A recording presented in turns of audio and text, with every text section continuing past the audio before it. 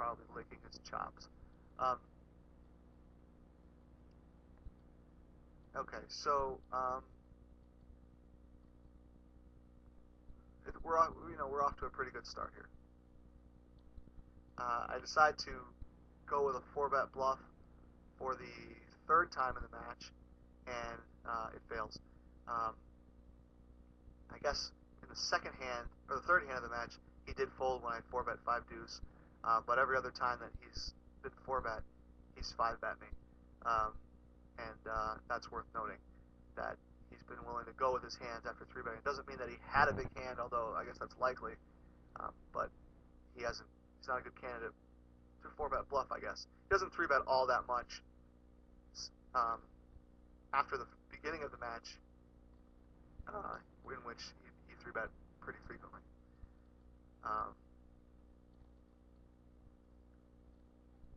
So some tendencies I noticed from this opponent. One was that he seemed to fold quite a bit to continuation bets on the flop. He seemed to check fold quite a lot for a heads-up match, and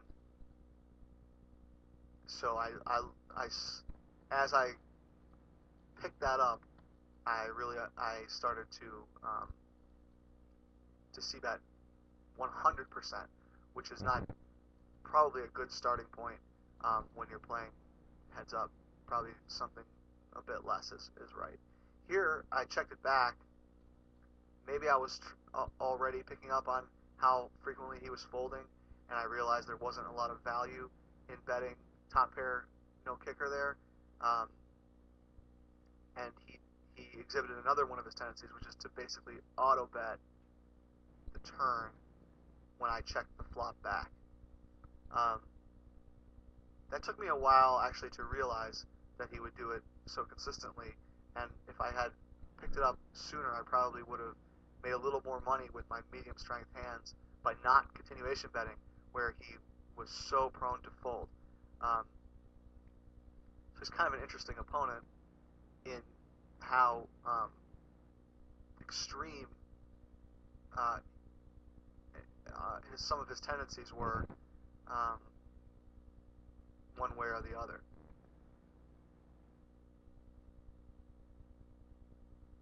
Not really sure why I'm calling here if not to bluff. Ace X off, out of position. Not really a good hand to call a raise with, until you have a very good read on your opponent, which I didn't have a good read on my opponent at this point.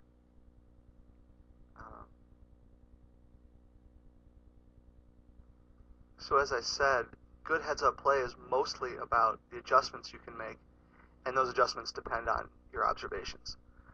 When I play heads-up, I think people very frequently view me as a showdown monkey, getting there as a station or spewing my chips off frequently, but what they might not realize is that I'm always looking to mine the hands I see turned over for information, and if I can find something interesting about the way my opponent played a certain hand, even if I made a bad call to get that information, I might be able to start exploiting it every single hand from that point on, and it can make up the ground pretty quickly. So I'm already down 600 in this match, and really throughout this match, throughout the beginning of this match, this guy kicked my head in. He ran good in important spots. I definitely made some mistakes against him. I don't think I tilted very much, if at all, but it was tough going here in the beginning. It was hard for me to make a big hand. That said, I do manage to make one right here, and I made a bet which, again, something I noticed about him was extreme tightness against overbets. Here, a pot size raise would be to about 58. I went a little bigger just because I think it's hard for him not to call with a straight or better, and it's pretty hard to fold anything else. It's pretty hard for him to call with anything else. So it seemed like I could go a little bigger. But that might have been wrong because this guy really folded a lot to overbets. So here I check it back. I haven't yet figured out that he auto bets 8 if I check back the flop, and that's that. I think that in retrospect, it's clear to me that he basically played his draws passively and straightforwardly, and he played pretty passively overall on the flop, and quite tightly. So I keep calling with these hands that are liable to get you in trouble, and I think I just resolved to do a lot of bluffing against this guy already. Here I check raise the flop with air. He thinks for a while and calls, and given that, it's pretty likely that this is a gin card for me. I don't think I should bet there because I think he just runs away with too much of his range. If he has a pair under kings, it's very hard for him to call. But he could have a draw and be representing a hand once I check there against whatever I have, because I could have a king that is now scared of the ace since he's the pre-flop raiser. So he bets, when he bets the turn, I call, wanting to look a little bit worried. Now he shoves, and it's actually an overbet, slight overbet.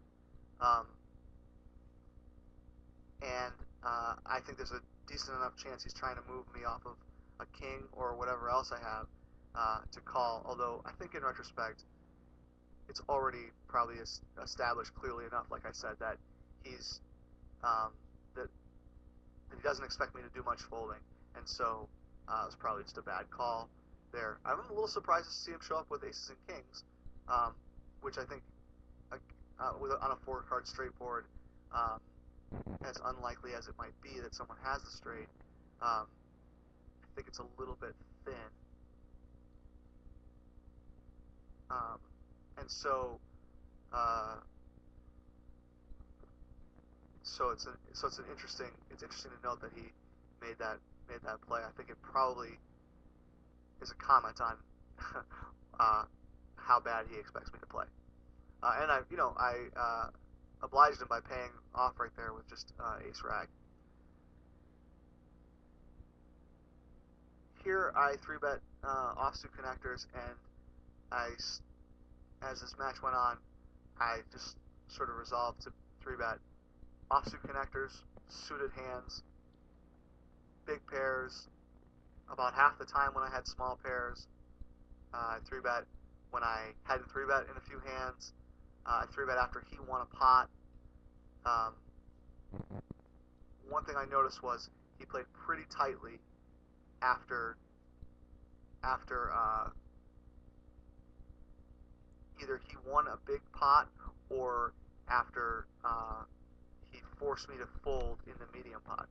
So after I 3-bet this trash hand, betting is clearly just a bluff, and I decided to check call and see how things transpire. I hit gin on the turn, and I have a nice value bet. But if he were to raise all in here, I think I would have to muck my hand. I just don't see this player playing like an ace-queen hand like that, queens and jacks. I don't see him playing like that. Maybe queens and jacks. So, and I just don't see him bluffing there often enough, even to merit. Even though I'm getting decent pot odds, I think I would have to lay my hand down. He had king queen, so it's just a standard suck out by me.